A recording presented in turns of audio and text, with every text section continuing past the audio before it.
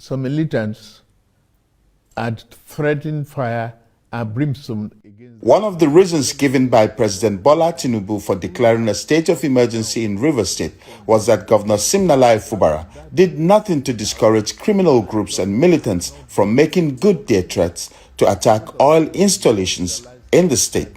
A section of the Trans-Niger pipeline, one of Nigeria's biggest pipelines, was hit by an explosion thought at first to have been carried out by militant groups. While Governor Fubara has refrained from speaking since the state of emergency was declared, those in his camp say he had nothing to do with the incident. Now, how will Nigerians feel and how will the international community feel that 2-3 days later, the company that manages the pipeline addressed the press? From what I read online, reports I read last night and yesterday, say that the company has come out clearly to say that there was no compromise on the pipeline.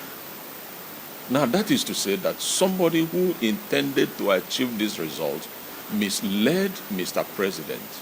Meanwhile, Mr. President has many 1,001 sources of verifying his security. Chairman of the Rivers State House of Assembly Commission, Dr. Tamuno Sisi Gogojaja, says the president's decision was hasty, ill-advised, and premeditated.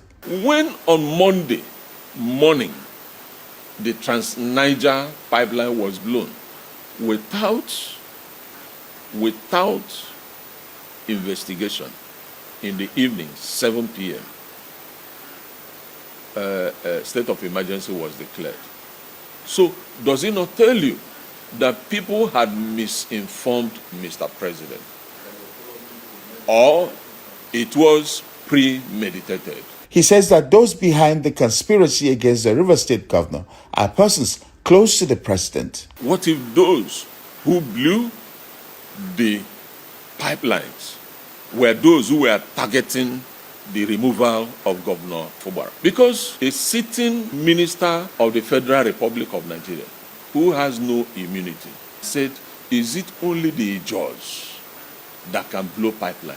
Ikweres can blow, Ogonis can blow. He mentioned many tribes who can blow pipeline.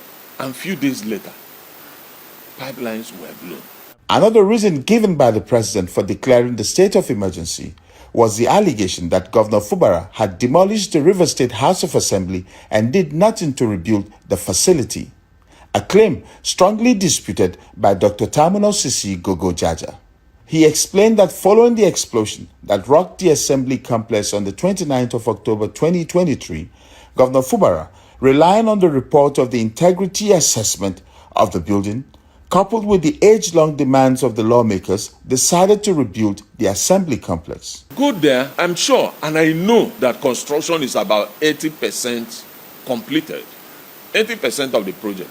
Now, while that construction was ongoing, Governor Fubara, through a gazette in the state, relocated the sitting of the Assembly to Old Government House Auditorium.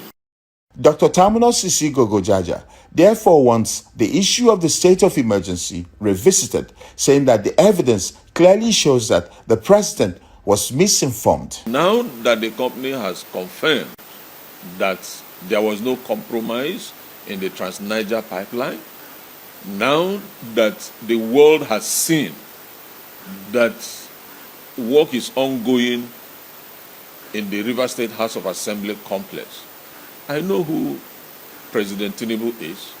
There is no harm in having discovered that he was misinformed, because from all available reports, he was misinformed.